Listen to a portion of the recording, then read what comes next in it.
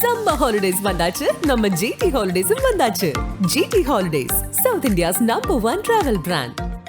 பழைய நகையை கொடுத்து White 11 monthsல அதே அடைக்கு புது நகையை எடுத்துக்கோங்க. எக்ஸ்ட்ராவா ₹1 தர வேண்டாம். Magic volt gold exchange.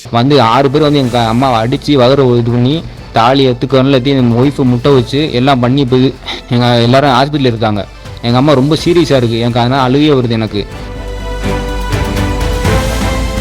இதுக்கு எல்லாம் முக்கிய காரணம் அவங்க அக்கா தான். அவங்க அக்கா கோமாதா எஸ்ஐ, ஃபிங்கர் பிரிண்ட் எஸ்ஐ, அதான் காரணம்.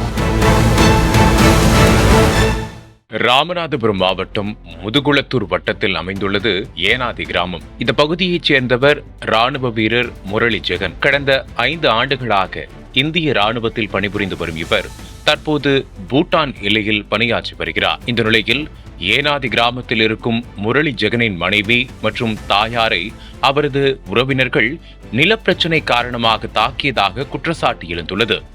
தற்போதைய போர் சூழலில் தனக்கு விடுமுறை கிடைக்கவில்லை என்றும் இந்த விவகாரத்தில் ராமநாதபுரம் மாவட்ட எஸ்பி உரிய நடவடிக்கை எடுக்க வேண்டும் என்றும் எல்லையில் பாதுகாப்பு பணியில் ஈடுபட்டுள்ள முரளி ஜெகன் கண்ணீர் மல்க வீடியோ ஒன்றை வெளியிட்டுள்ளார். முரளி ஜெகன் குடும்பத்தினர் கடந்த 2013ஆம் ஆண்டில் ஏனாதி கிராமத்தில் உள்ள அவர்களுடைய தாத்தாவின் பெயரில் உள்ள பட்டா நிலத்தில் வீடு கட்டியுள்ளனர். அதாவது அவர்களுடைய பங்கு நிலத்தில் வீடு கட்டியுள்ளனர். ஆனால் முரளி ஜெகனின் பெரியப்பா ராமச்சந்திரன் அவர்கள் கட்டிய வீட்டை காண்பித்து லோன் வாங்கியிருக்கிறார். இதனால் இரு தரப்பினருக்கு இடையே அடிக்கடி தகராறு ஏற்பட்டு வந்துள்ளது. அந்த நேரத்தில் ஒன்று கூடிய பெரியப்பா குடும்பத்தினர் அந்த வீட்டின் மீது புகார் கொடுத்து தங்கள் பெயருக்கு மாற்றிக்கொள்வோம் என மிரட்டியுள்ளனர்.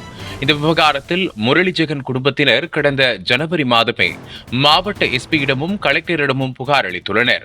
ஆனால் அந்த புகாரில் எந்தவித நடவடிக்கையும் எடுக்கவில்லை என கூறப்படுகிறது. அதற்கு காரணம் பெரியப்பா ராமச்சந்திரனின் மகள்தான். அவர் எஸ்ஐயாக அங்குதான் பணியாற்றி வருகிறார்.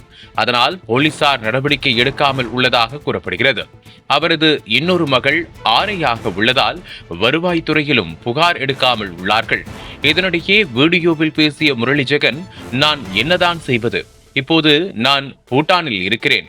ஜனவரி மாதத்திலிருந்து 5 மாதங்களாக பூட்டானில் இருக்கிறேன். போர் நடப்பதால் எப்படி வருவேன் என்று தெரியவில்லை.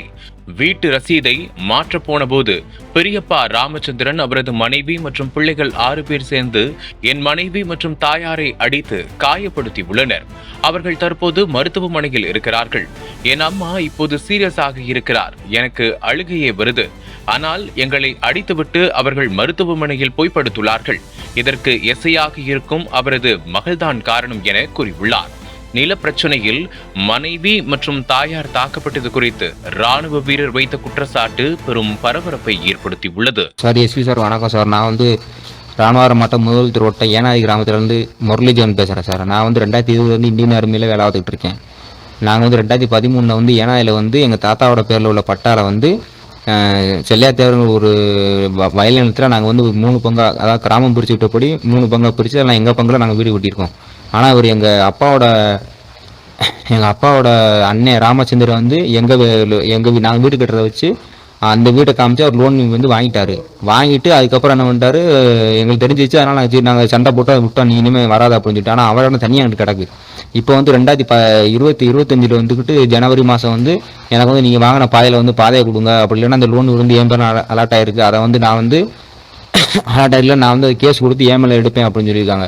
அதுக்கு நான் ஜனவரி மாதமே எஸ்பிக்கு ஒரு கம்ப்ளைண்ட் கொடுத்துருக்கேன், கலெக்டருக்கு கம்ப்ளைண்ட் கொடுத்துருக்கேன், இப்போ ஒரு போலீஸ் ஸ்டேஷன் கம்ப்ளைண்ட் கொடுத்துருக்கேன். இதில் எந்தவித ஆக்ஷனும் எடுக்கலை. ஏன்னா இதுக்கு முக்கிய காரணம் அவங்க மக கோமாதா ஃபிங்கர் பிரிண்ட் எஸ்ஐ இங்கே தான் வேலை பார்க்குறாங்க சிவகங்கையில். அப்போ அவங்க தடுத்தனால போலீஸ் வேலை எடுக்க மாட்டேங்கிறாங்க. பிடிஓ ஆஃபீஸ் எப்படின்னா அவங்க மக ஆரையா இருக்குது, அதனால் அங்கே எடுக்க மாட்டேங்கிறாங்க. அப்போ நாங்கள் என்ன சார் பண்ணுறது? அப்போ நான் இங்கே இப்போ பூட்டானில் இருக்கேன். பூட்டான் நான் ஜனவரி மாதம் ஊருக்கு இன்னும் இங்கே 5 மாதமாக இங்கே தான் இருக்கேன். நான் ஜூன் மாதம் ஜூலை மாதம் இப்போ வர போயிட்டு இருக்கு. நாங்கள் எப்படி தான் வரப்போகிறது எங்களுக்கும் தெரியல. அப்போ இன்னைக்கு எப்படின்னா அவங்க போய் எப்படின்னா வீட்டு ரசீது மாற்றுறதுக்காண்டி, அதாவது வீடு கட்டின எங்களுக்கு விபி பில்லு, வீட்டு ரசீது கட்டின பில்லு எல்லாமே எங்கள்கிட்ட கரெக்டாக இருக்குது. நான் அந்த ப்ரூஃபை கூட நான் எஸ்பி ஆஃபீஸ் கூட அனுப்பியிருக்கேன். நான் அதை கூட நீங்கள் பார்த்துக்கலாம். வீட்டோட ஃபோட்டோலேருந்து எல்லாமே ப்ரூஃபோட அனுப்பியிருக்கேன். ஆனால் இப்போ எப்படின்னா இன்றைக்கி அவங்க வீட்டு ரசீது மாதிரி கல்லாடி போயிருங்க. அப்போ எங்களுக்கு விஷயம் தெரிஞ்சு எங்கள் அம்மாவும் என்னோட ஒய்ஃபும் போய் ஏன் மாற்றுறீங்க அப்படின்னு சொல்லி பிடிஓல்கிட்ட கேட்கும்போது அவங்க மருமையை தட்சணாமூர்த்தின்னு ஒருத்தன் எங்கள் அம்மா அடிக்க வந்திருக்கான். அடிக்க வரவும் அதோட எங்கள் அம்மா வந்து உடனே கல்லாடி போலீஸ் ஸ்டேஷனில் கம்ப்ளைண்ட் கொடுத்துருக்காங்க. நான் எந்த விட ஆக்ஷன் எடுக்கலை. அதுக்கப்புறம் இப்போ நாங்கள் வந்து கொடுத்தோன்னே அவங்களுக்கு வந்து பாதுகாப்புன்னு இல்லை, அவனை மாட்டி வச்சுருக்கணும். இப்போ அவங்க ராமச்சந்திரன், அவர் பொண்டாட்டி கிளவி, அப்புறம் அவங்க மையன் 3 மையங்க, அவங்க 3 பார்த்து அந்த 3 பேர், அப்புறம் அவங்க மகன் ஒன்று ஈஸ்வரின்னு சொல்லிட்டு இவங்க 6 பேர் வந்து கட்டக்கம் போட எங்கள் அம்மா ஏன்னா எங்கள் அம்மாவும் எங்கள் ஒய்ஃப் மட்டும் இருக்காங்க வந்து 6 பேர் வந்து எங்கள் அம்மாவை அடித்து வதற இது பண்ணி தாலி எத்துக்கொள்ளத்தி எங்கள் ஒய்ஃபை முட்டை வச்சு எல்லாம் பண்ணி இப்போ எங்கள் எல்லோரும் ஹாஸ்பிட்டலில் இருக்காங்க. எங்கள் அம்மா ரொம்ப சீரியஸாக இருக்குது. எனக்கு அதனால் அழுகே வருது, எனக்கு அழுகே வருது. சரிங்களா? அதோட இப்போ வேண்டாம் அவங்க 6 பேர் வந்து எங்களை அடிச்சுட்டு அவங்க போய் ஆஸ்பத்திரியில் படுத்துக்கிட்டாங்க. ஏன்னா இதுக்கு எல்லாம் முக்கிய காரணம் அவங்க அக்கா தான். அவங்க அக்கா கோமாதா எஸ்ஐ, ஃபிங்கர் பிரிண்ட் எஸ்ஐ, அதுதான் காரணம். அதுதான் சொல்லி ஐடியா கொடுக்குது. அப்போ நீங்கள் தான் இதைத்தான் நீங்கள் கம்ப்ளைண்ட் எடுக்க சார். அவங்க வந்து 6 பேர் எங்களை தான் அடிச்சுக்காங்க. ஊரில் வேணா கேட்டுங்க, எப்படின்னா கேட்டுங்க. நீங்கள் ஊரில் வந்து விசாரிச்சுங்க யார் அடித்தா என்ன அடித்தாங்க, சாட்சி எல்லாமே இருக்காங்க. அப்போ நாங்கள் எங்கள் வீட்டில் இருக்கும்போது அவங்க 6 பேர் கம்பெடுத்து வந்து எங்கள் அம்மாவை ஏறி போய் மிச்சர் பேர் 2 பேர் எங்கள் அம்மாவையும் என் ஒய்ஃபையும் 6 பேர் அடிச்சிருக்காங்க சார். இது யார் சார் கேட்பா நீங்கள்? இப்போ நீங்கள் கேட்டு கொடுக்கணும். இல்லைன்னா அவ்வளோதான். நான் வந்து என்ன பண்ணணும்னு எனக்கு தெரியாது சார். நீங்கள் தான் சார் தயவு செஞ்சு கேட்டு கொடுக்கணும் ப்ளீஸ் சார். நீங்கள் எப்படியோ அவங்கள பிடிச்சி உள்ளே போடணும். இல்லைன்னா 6 பேர் சும்மா கூட அடிச்சு விட்டு இதில் ஹாஸ்பிட்டலில் படுத்திருக்காங்க சும்மா. எங்கள் அம்மாவும் எங்கள் ஒய்ஃபும் எப்படி சார் அடிக்க முடியும் 6 பேர்த்த? நீங்கள் சொல்லுங்கள் பாப்பா. என்ன சார் இப்படி அநியாயம் பண்ணிக்கிட்டு இருக்காங்க? நீங்கள் தான் சார் எப்படியா கேட்டு கொடுக்கணும் சார். நான் இதுக்கான ப்ரூஃப், எங்கள் வீட்டுக்கான ப்ரூஃப் எல்லாமே ஆல்ரெடி கொடுத்துருக்கேன். நான் இப்போ கூட உங்கள்கிட்ட அனுப்புகிறேன். எங்கள் அம்மாவோட வீடியோ நான் இப்போ அனுப்புகிறேன். நீங்கள் பார்த்துட்டு நீங்கள் தான் சார் நல்ல. நானும் எங்கள் ஆஃபீஸரை விட்டு எல்லாம் பேசியிருக்கேன். ஆனால் எஸ்ஏ தான் பேசினார், எந்த ரெஸ்பான்ஸ் இல்லை. அதாவது கொடுக்குறேன் இங்கே எட்டையை அனுப்பியிருக்கேன் ஹாஸ்பிட்டலுக்கு, அவர் வந்து பார்ப்பார் அப்படின்னு. இது என்ன சார் இது? அவங்க 6 பேர் அங்கே போயிட்டாங்க, வேறு ஹாஸ்பிட்டலுக்கு போயிட்டாங்க அவங்க 6 பேர். இது எல்லாத்துக்கும் காரணம் அவங்க அக்கா எல்லாரும் தான். நீங்கள் தான் சார் நல்லா கேட்டு கொடுக்கணும் ப்ளீஸ் சார். எங்களால் இப்போ வர முடியாது லீவுக்கு, நீங்கள் தான் பார்த்துக்கணும் எப்படியாவது எங்கள் ஃபேமிலியை. என்னோட ஹஸ்பண்ட் வந்து முரளி ஜெகன் பேரு. அவர் வந்து 2016 இந்தியன் ஆர்மியில இருக்காரு. அவரால் வர முடியல. நான் புதன்கிழமை யூனியன் ஆபீஸுக்கு வீட்டு சம்பந்தமா பேச போயிருந்தேன். அப்ப வந்து பார்த்திபன் தட்சிணாமூர்த்தி, அவர் எங்க மாமனாரோட கூட பிறந்த அண்ணன் மையன், அவங்க 2 பேரும் வீட்டு சம்பந்தமா இங்க வராத எங்க வீடுன்னு சொல்லி அவங்க என்னை செருப்பால அடிக்க வந்தாங்க. அது சம்பந்தமா கடலாடி போலீஸ் ஸ்டேஷன்ல கம்ப்ளைண்ட் கொடுத்துருந்தேன். எங்க ஊர் பேரையூர் ஸ்டேஷன்ல இன்ஃபார்ம் பண்ணிருந்தேன். இந்த மாதிரி என்னை கொல்லாம விட மாட்டேன் அப்படின்னு பார்த்திபன் தட்சிணாமூர்த்தி எங்களை மிரட்டாருன்னு கொல்லாம விட மாட்டேன்னு சொன்னாரு அப்படின்னு கம்ப்ளைண்ட் கொடுத்துருந்தேன். நீங்க போமா நாங்க நடவடிக்கை எடுக்கணும் அவங்க போக சொல்லிட்டாங்க.